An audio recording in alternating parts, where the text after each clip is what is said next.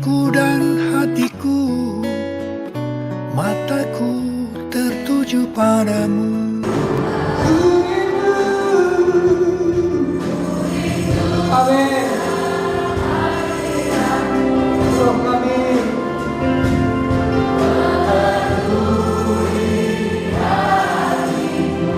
Roh kami.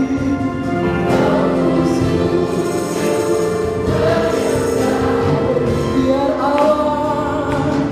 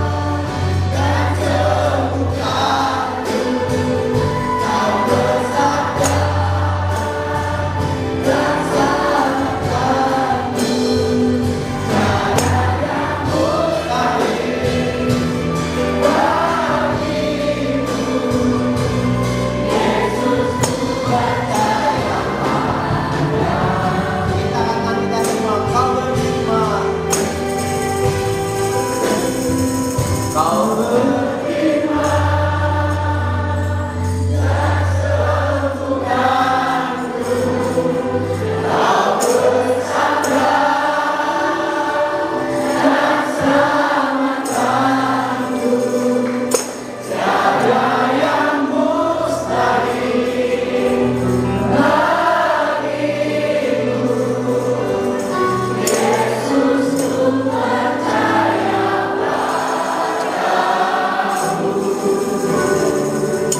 percaya padamu.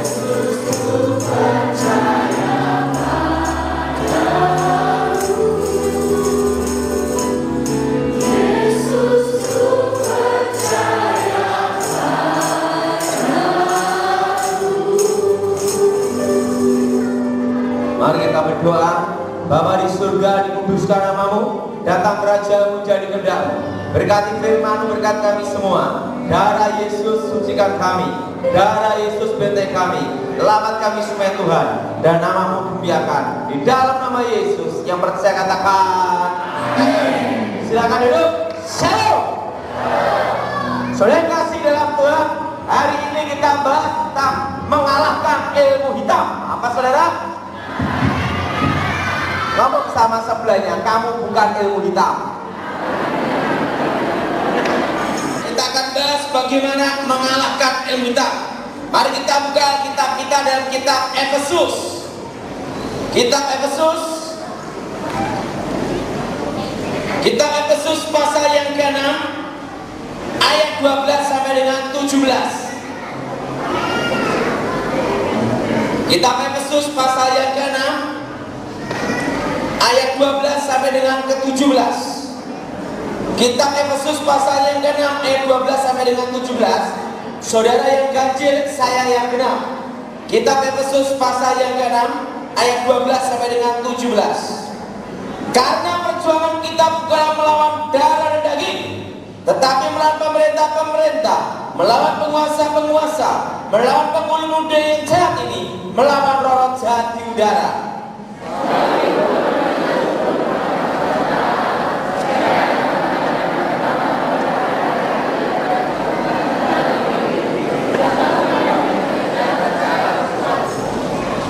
Jadi bertikap berikat dengan kebenaran dan berbaju jirahkan keadilan.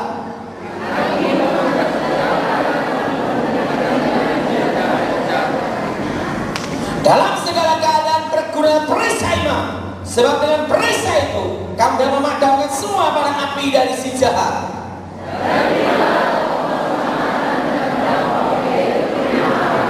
Ingat semua perisai iman.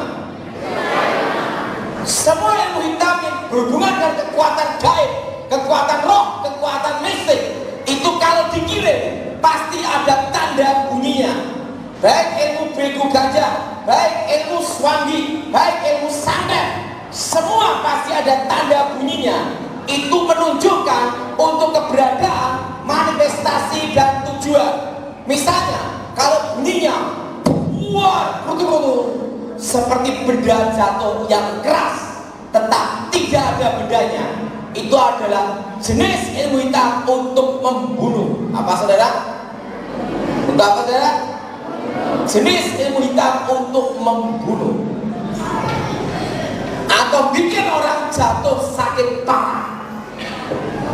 Kalau bunyinya seperti pasir yang menyebar di sekitar jendela dan pintu, tetapi tidak ada pasirnya, itu adalah jenis ilmu hitam untuk bikin bangkrut orang atau untuk menceraikan rumah tangga orang.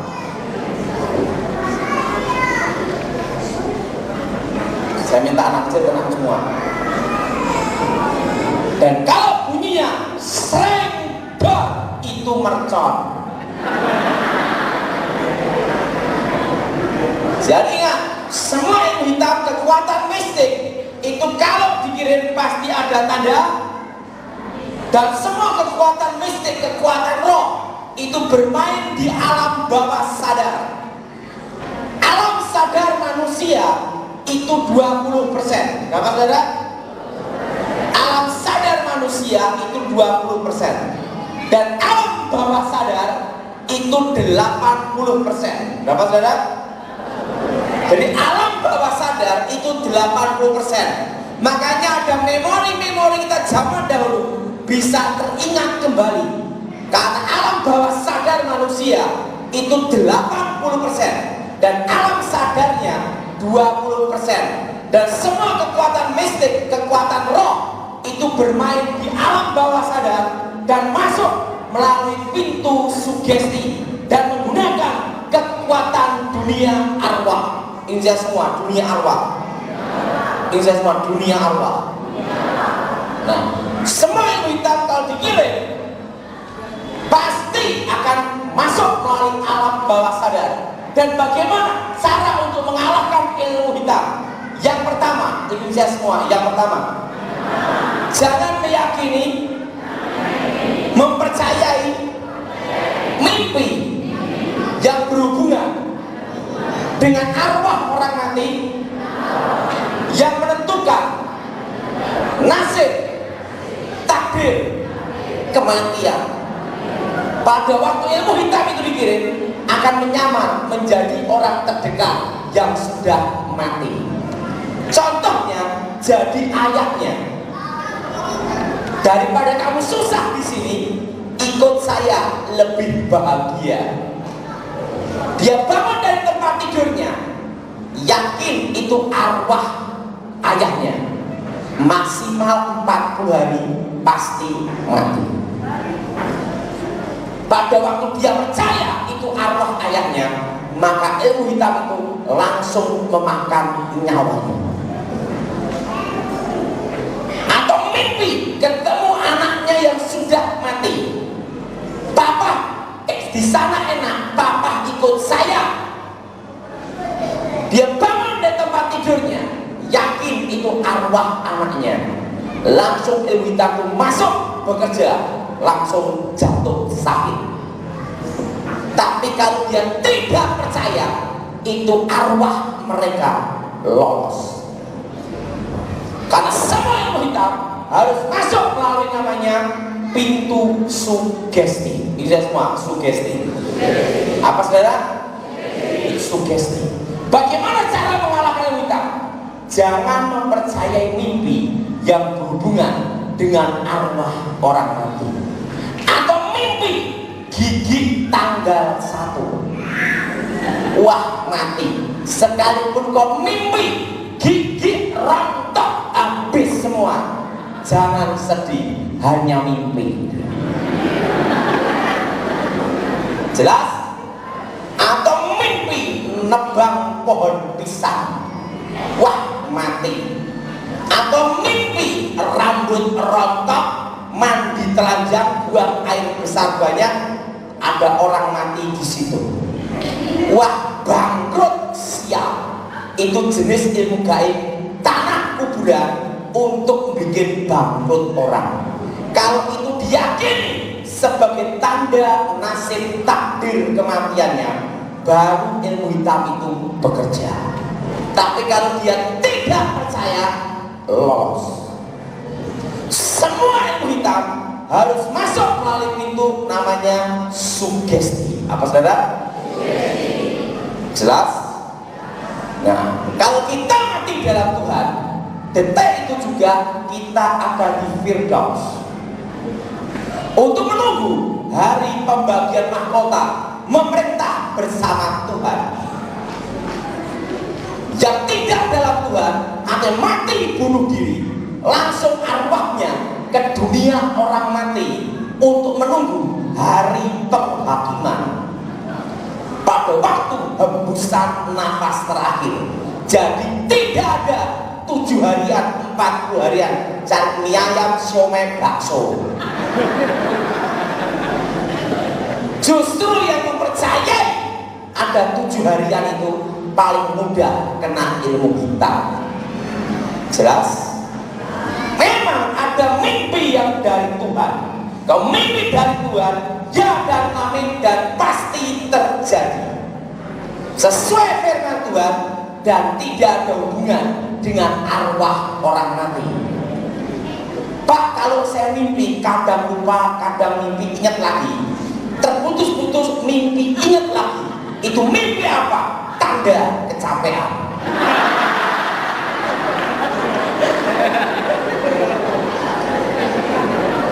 Jelas? Jelas? Jadi ingat, semua ilmu hitam akan memakai kekuatan dunia alam, main di alam bawah. Dan yang kedua, ketakutan. Ini semua ketakutan. Semua kekuatan mistik, kekuatan roh, kekuatan gaib mengambil sisi ketakutan manusia untuk diubah menjadi energi, kekuatan menyerang, kekuatan menghantam, atau masuk alam bawah sadar, atau jadi benteng pertahanan. Orang yang takut setan pasti ketemu setan. Ngomong sebelahnya, kamu bukan setan.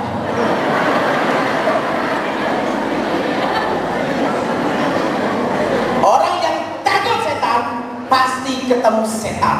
Dari energi ketakutannya diubah menjadi penglihatan. Makanya penampakan setan di seluruh dunia menggunakan sisi ketakutan, legenda, mitos, budaya, kepercayaan setempat. Misalnya dipercaya di jalan itu ada kepala terbang.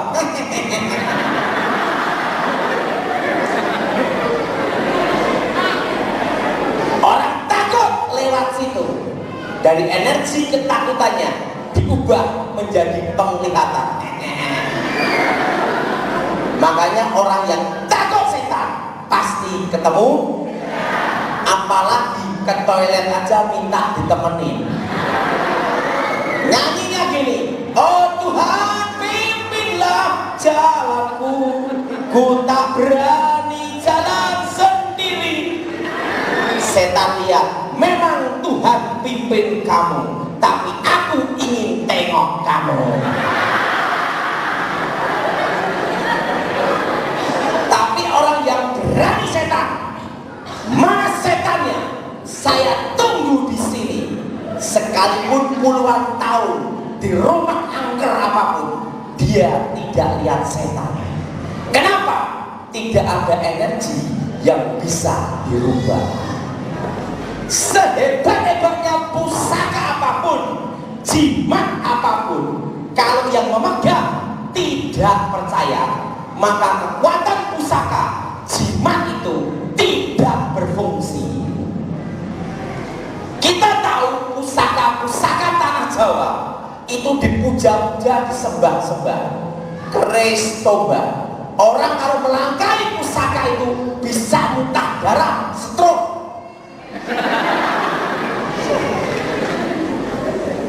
Belanda tidak percaya pusaka-pusaka.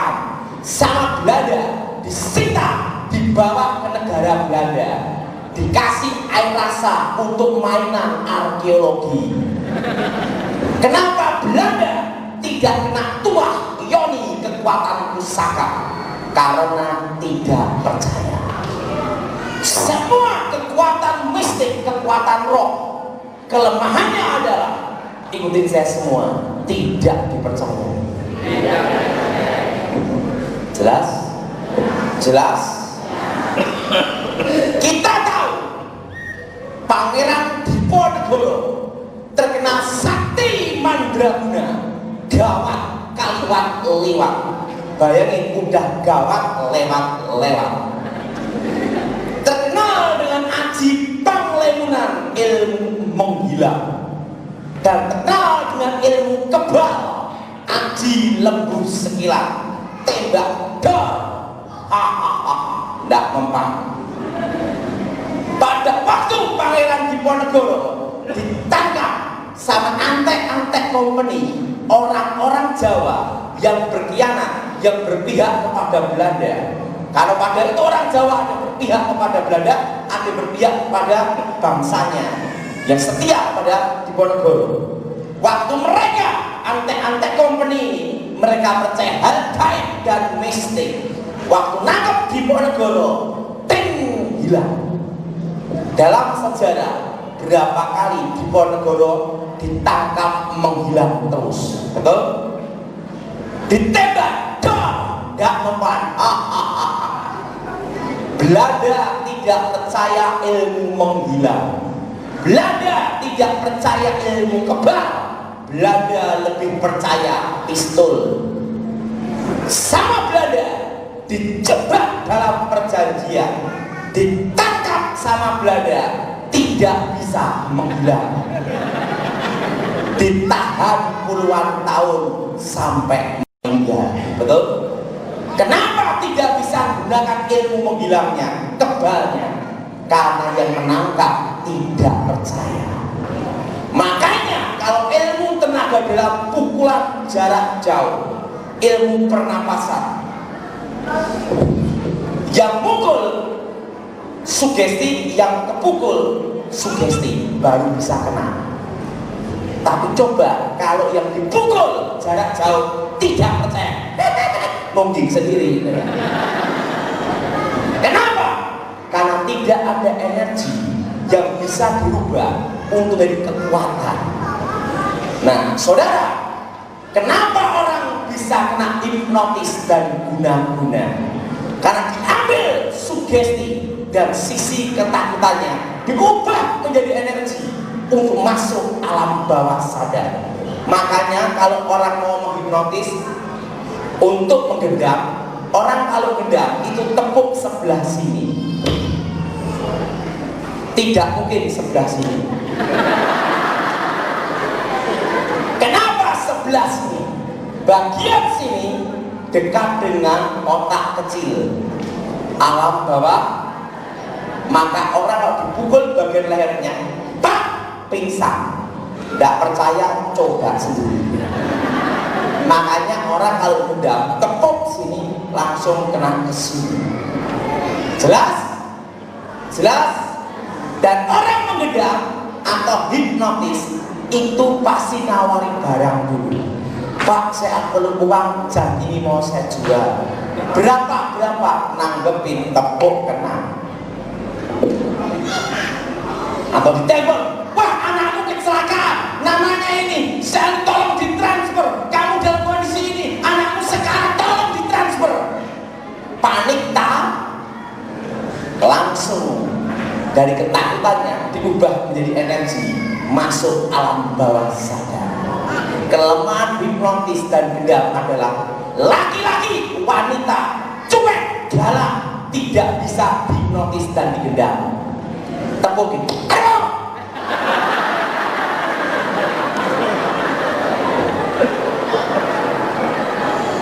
Jelas? Anda mendapat hadiah 1 miliar, ambil aja sendiri. Cuek. Jadi kalau saudara tidak ingin kena hipnotis gendam, jangan dihiraukan, cuekin aja. Ingat, pada waktu nanggapi, diambil rasa sugestinya, diubah menjadi energi, masuk alam bawah sadar. Jelas? Jelas? Jelas? Nah, kita tahu dukun-dukun Indonesia terkenal kebal-kebal. Tembak dan apa-apa, bacok dan apa-apa. Yang nembak siapa, yang bacok siapa. Yang nembak, yang bacok sama-sama sugesti. Tapi coba yang nembak Belanda zaman itu, mati. Makanya banyak dukun-dukun zaman dulu mati di tangan Belanda. Kenapa? Karena Belandanya tidak percaya. Jelas? Jelas? Suatu kali ada seorang pejabat penting mau nyalonkan jadi anggota DPR RI. Dia terkena ilmu santet, dari mulutnya keluar rambut-rambut. Dan setiap malam Jumat itu selalu ada burung gagak, dan di rumahnya penuh dengan kelabang dan kecoa. Waktu itu pendeta-pendeta diminta datang ke rumahnya. Pendeta datang, setannya keluar. Pendeta keluar, setannya datang. Akhirnya pendeta-pendeta rapat untuk mengundang saya. Saya lihat dia, wah tukang santetnya ini penuh pengertian. Kenapa? Bapak ini kepalanya botak, dikirim rambut. Tapi bukan dari sini, dari sini. Waktu itu saya ngomong sama bapak ini, Bapak, mau tidak Bapak sembuh? Ada dua, mau sembuh atau mati. Mau sembuh. Kalau mau sembuh, ikutin saya. Jangan takut, karena dari energi ketakutan kamu menjadi kekuatan untuk masuk alam bawah. Pak, kalau ada burung gagak, gak tembak dor, goreng.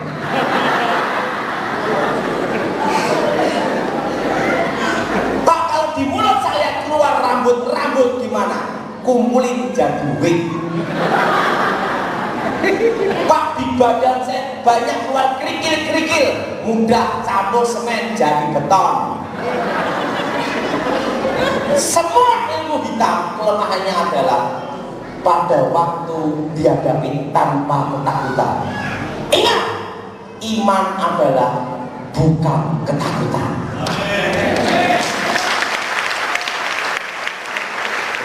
Itulah namanya perisai iman. Ini saya semua perisai iman. Jelas? Jelas? Ini saya semua perisai iman. Itu jangan takut. Saudara, ini kisah nyata. Saya punya kakak kelas bertobat gara-gara anak sekolah minggu.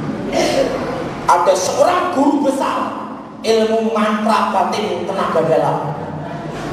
Di tengah lapangan dia baca mantra, tenaga dalamnya, inti hawa murninya disalurkan ada di sandal jepit. Dengan bangga dan sombong dia berkata, siapa yang bisa mengangkat sandal ini jadi guru saya?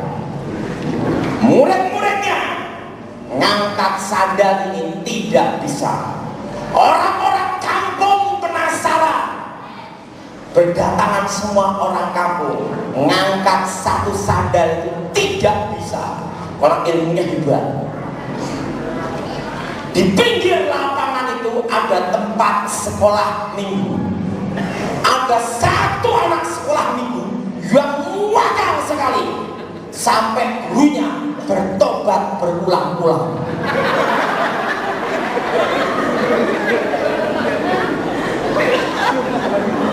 Lalu wakal sekali, jahil sekali. Di tempat ruangan sekolah minggu dia keluar, si jahil ini. Lepas kontrol gurunya, dia keluar. Di tengah lapangan, di pinggir lapangan dia lihat orang-orang besar itu rebutan apa. Karena dia jahil, dia lari di tengah, sandal dipegang, dilempar. Apa yang terjadi? Guru besar dan murid-muridnya semua ikut sekolah minggu.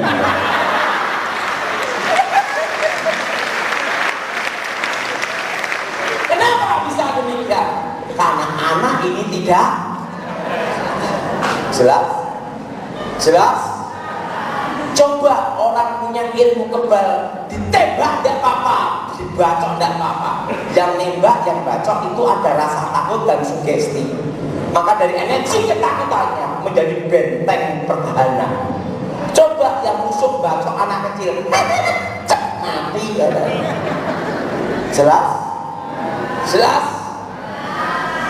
Semua ilmu kebal, semua ilmu mistik, semua ilmu gaib, kelemahannya adalah pada waktu ikut saya semua yang ada dianggap tidak ada.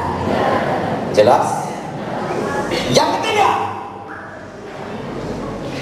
akar pahit, kecewa, dendam. Orang yang penuh akar pahit, kecewa, dendam, itu paling mudah kena ilmu hitam. Orang kalau akan banyak kecewa dendam, hatinya pasti panas. Betul? Betul? Semua ilmu gaib, ilmu mistik itu bermain di satu unsur, namanya api kegelapan. Kenapa? Yang dipercaya waktu dulu sebelum saya bertobat, jin, setan, peri, perayangan dipercaya tercipta dari unsur api. Maka neraka itu full api, bukan full AC. Kenapa jimat kalau dibakar harus dibakar? Pada waktu jimat kena api, maka artinya dikembalikan ke asal, dimentahkan, dinetralkan, balik ke asal. Tapi ingat, Tuhan tidak pernah menciptakan setan. Karena segala Allah yang diciptakan Tuhan itu baik. Tuhan menciptakan malaikat, sepertiga malaikat jatuh dalam dosa, jadilah setan. Jadi disebut setan itu adalah sepertiga malaikat yang jatuh ke dalam dosa. Makanya kalau orang akar pahit kecewa dendam, didoakan, dikonseling, bisa manifestasi roh jahat. Wanita putus cinta yang disalib bukan pertemuan, bukan perpisahan, tapi pengeluaran ongkos terlalu banyak. Ada laki-laki iseng pakai ilmu guna-guna, semar mesem, jarang goyang, cuk pasti kena. Jelas? Baru bisa masuk. Jelas? Maka Yesus berkata apa? Segala akar pahit, segala kecewa dendam, setelah suaminya kena guna-guna, istrinya penuh kecewa dendam, dari energi negatif istrinya, akar pahit kecewa dendam, untuk memperkuat, mencengkram suaminya, ilmunya tambah hebat. Tapi kalau istrinya mengampuni, memaafkan, dihadapi tanpa dendam, tidak ada energi yang bisa diserap, maka kekuatan mistik itu tidak berfungsi. Alkitab berkata apa? Kalau kamu mengampuni, Bapa pun mengampuni. Ikutin saya semua. Pengampunan kunci pemulihan. Amin. Bagaimana supaya tidak kena ilmu hitam? Harus ada pengampunan di dalam dirimu. Ngomong sama sebelumnya, engkau harus ada kasih. Ingat, bagian dari iman adalah kasih. Amin. Amin. Yang kedua, keluarga harmonis tidak bisa tertembus ilmu hitam karena ada kekuatan cinta. Itulah cinta, cerita indah namun tanpa akhir. Saudara, suami istri itu ada namanya ikatan batin. Orang tua anak itu ada namanya ikatan batin.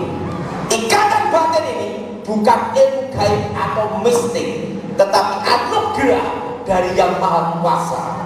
Kalau suami ada musibah di luar negeri, tanpa dikasih tahu, sang istri bisa terasa. Betul? Demikian kalau anak ada musibah, tanpa dikasih tahu, sebagai orang tua pasti terasa kalau anaknya ada masalah. Betul? Suami istri, orang tua anak saling mencintai, ikatan yang batin yang kuat, itu adalah benteng takdir yang tidak bisa tertembus mantra apapun. Makanya yang terkena ilmu hitam adalah rata-rata dari keluarga broken home. Suami istri tidak saling mencintai. Orang tua anak ribut terus, tidak harmonis. Atau suami istri berjauhan, jarang komunikasi, dikerjain baru bisa kena. Tapi kalau suami istri sering komunikasi, saling mencintai, ikatan batinnya kuat, itu tidak bisa ditembus oleh mantra apapun juga. Ingat, itu adalah kesatuan hati, bagian dari iman, perisai iman. Amin. Bagaimana melindungi melindungi keluarga kita dari segala ilmu hitam. Ingat, suami istri, orang tua anak harus saling mencintai, harmonis. Amin. Amin. Amin. Orang tua anak harus apa? Jelas? Dan yang kelima, orang pelit paling mudah kena ilmu hitam.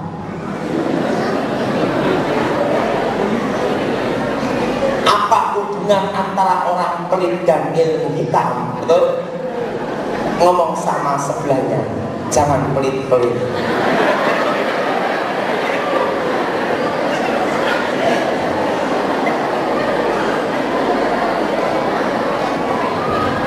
Sebelum saya bertobat, saya belajar ilmu gaib namanya ilmu Singolodoyo. Berubah menjadi singa sakti, kebal segala senjata. Ada 3 tingkatan ilmu harimau. Yang pertama, Senggoro Macan, Gunung Jugruk Segoro Asap. Kalau mantra itu diucapkan, mata menyala kayak harimau, kewibawaan, orang bisa lihat takut. Yang kedua, ilmu harimau putih, macan putih, berubah menjadi harimau putih, tetapi tidak kebal senjata. Yang ketiga, ilmu Singolodoyo, berubah menjadi singa sakti, kebal segala senjata. Itu cara untuk menguasai ilmu itu. Laku tokonya, puasanya berat, 7 hari 7 malam. Toko ngebleng, tidak makan, tidak minum, dan mantra itu diucapkan dalam batin. Setelah itu 7 hari 7 malam toko pati geni, tidak boleh lihat unsur segala cahaya api, tidak makan, tidak minum. Setelah itu 21 hari toko ngepel, sehari semalam hanya sekepal nasi putih dan segelas air putih, 21 hari. Dan yang paling berat adalah toko ngelambiang, 7 hari 7 malam, tidak makan, tidak minum, jalan kaki pelan-pelan, menyusuri sungai, dan mantra itu diucapkan dalam batin. Saya punya kawan baru nyoba 3 hari 3 malam, lanjut opnam rumah sakit. Saya 7 hari 7 malam hampir mati. Dan di Sungai Tempuan, pertemuan sungai ini, langsung mantra Singolodoyo diucapkan, berubah menjadi singa sakti, kebal segala senjata. Dan kalau menguasai ilmu Singolodoyo, pasti akan menguasai ilmu babi ngepet. Saya menguasai ilmu itu, saudara. Sebelum saya bertobat, api teplok, api yang dari minyak tanah, sungguhnya karena ada minyak tanahnya, namanya teplok kalau di Jawa. Kalau apinya goyang-goyang, tanda bahaya. Kalau apinya tenang, itu tanda aman. Waktunya apinya tenang, langsung pakai kain hitam, baca mantra Singolodoyo, dan baca mantra ilmu babi ngepet untuk berubah jadi babi ngepet. Muk jadi babi. Tantangannya, tidak boleh ketemu orang Batak Manado.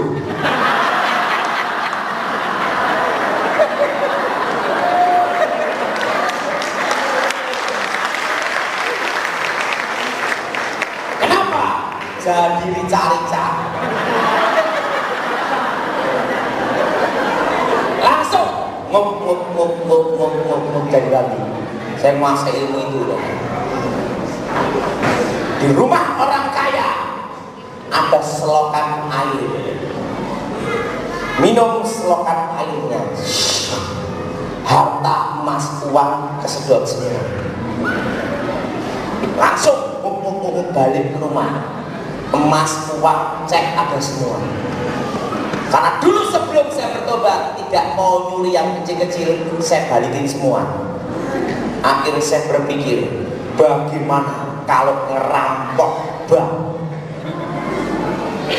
Makanya saya punya pengalaman baik dengan satu bank namanya BRI.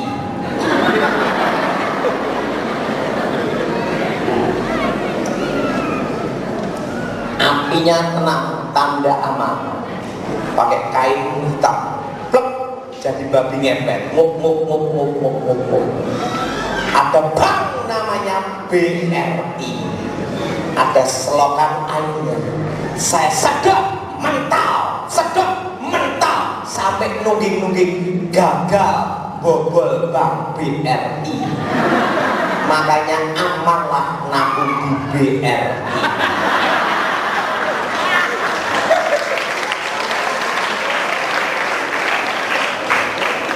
Saya pulang ke rumah, gagal. Kakek saya nungguin saya. Ngapain kamu? Guru, kenapa saya bobol bank tidak bisa? Gagal bobol bank. Guru saya ketawa. Dari Adam Hawa sampai ke kamu, tidak ada babi ngepet tuyul bobol bank kecuali kamu. Langsung guru saya berkata apa? Bank tidak bisa dibobol tuyul dan babi ngepet, karena di bank itu uangnya orang pelit dan sosial kumpul jadi satu. Septic boxnya orang pelit, septic boxnya orang sosial kumpul jadi, makanya tidak bisa dibobol tuyul maupun babi ngepet kecuali tuyul kepala hitam. Langsung guru saya jelaskan, ingat, ilmu tanah kuburan bikin bangkrut orang hanya bisa berlaku untuk orang-orang pelit dan kikir. Tetapi kalau orangnya suka menolong, suka menabur, suka memberi, jangan coba-coba kamu kirim ilmu gaib. Kenapa? Yang bangkrut kamu sendiri. Kenapa? Karena mereka yang suka nolong memberi itu, mereka dilindungi oleh hukum takdir, tabun Tuhan. Makanya di Kristen itu ada namanya perpuluhan, ada persem, itu bagian dari iman perisai. Malam ini pasti kolektor berubah. Mau ngasih kolektor atau dibobol babi ngepet?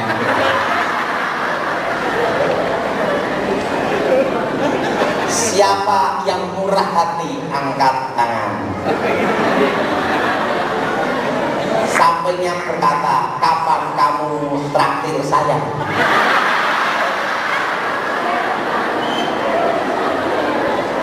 Jelas?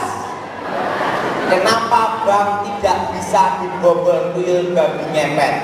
Karena di bank itu uangnya orang sosial, orangnya orang pelit, gabung jadi satu. Jelas? Di situ guru saya berkata, mereka dilindungi oleh kekuatan takdir. Jelas? Dan ingat, itu bagian dari iman tabur Tuhan. Yang terakhir, kalau kita hidup dalam Tuhan, ada kuasa namanya Yesus, roh yang ada dalam diri kita lebih besar. Ada roh Yesus Kristus, terang yang menyinari kegelapan. Dia sudah percaya Yesus sebagai Tuhan dan Juru Selamat, engkau jamin masuk surga. Dan tidak ada mantra, santet, guna-guna yang boleh dan bisa kena. Jelas? Semua pasti tidak bisa, karena ada kuasa darah Yesus. Jadi ingat, bagaimana cara penangkal ilmu kita? Ikutin saya semua. Yang pertama, jangan mempercayai mimpi yang berhubungan dengan arwah orang mati. Maka banyak kejadian Orang mimpi ketemu orang mati, diajak pergi ikut mati. Jelas? Itu serangan ilmu. Jadi saudara mimpi ketemu arwah orang mati, jangan dipercayai itu arwah mereka. Kalau mimpi rambut rontok, mandi telanjang, buang air besar banyak, sakit, jangan dipercayai sebagai tanda nasibmu. Jelas? Itu serangan ilmu. Yang kedua, tentunya semua ketakutan. Untuk mengalahkan itu kita hadapi dengan tanpa takut. Iman bukan ketakutan, tapi iman adalah keberanian. Amin. Yang kedua, yang ketiga itu semua pengampunan. Selama hati tidak ada dendam, selama hati tidak ada kecewa akar pahit, tidak bisa tertembus derita. Jelas? Yang keempat, kekuatan cinta.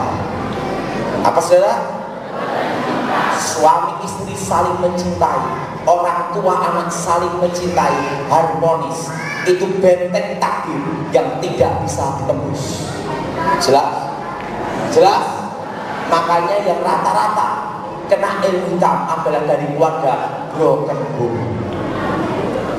Suami istri orang tua anak ibu terus, itu paling mudah dipercayai. Jelas? Dan yang kelima, ngomong sebelahnya jangan pelit-pelit. Jelas? Jelas? Dan yang terakhir, kalau kita percaya Yesus sebagai Tuhan dan Juru Selamat, roh yang ada dalam kita lebih besar. Tepuk tangan Tuhan kita.